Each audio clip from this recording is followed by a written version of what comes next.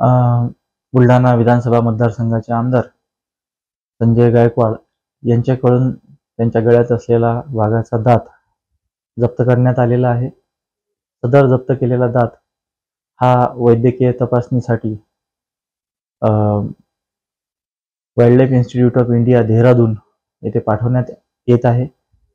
तिथल्या प्रयोगशाळेचा निष्कर्ष आल्यानंतर पुढील कायदेशीर कारवाई जी आहे ती करण्यात येणार आहे.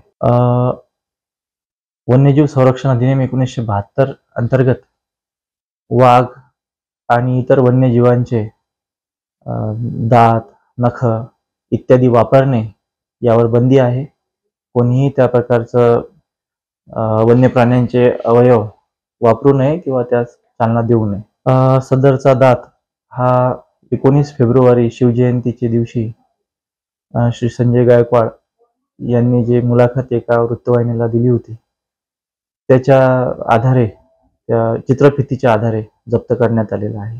त्याच्यामध्ये वन्यजीव संरक्षण अधिनियम 1972 अंतर्गत वाघाचे नख परिधान करणे आणि नख जर सिद्ध झाले तर ते शिकारीचा पुन्हा त्याच्यामध्ये विषय आलेला आहे. त्याच्यामध्ये 3 वर्षापर्यंतची शिक्षा होऊ शकते.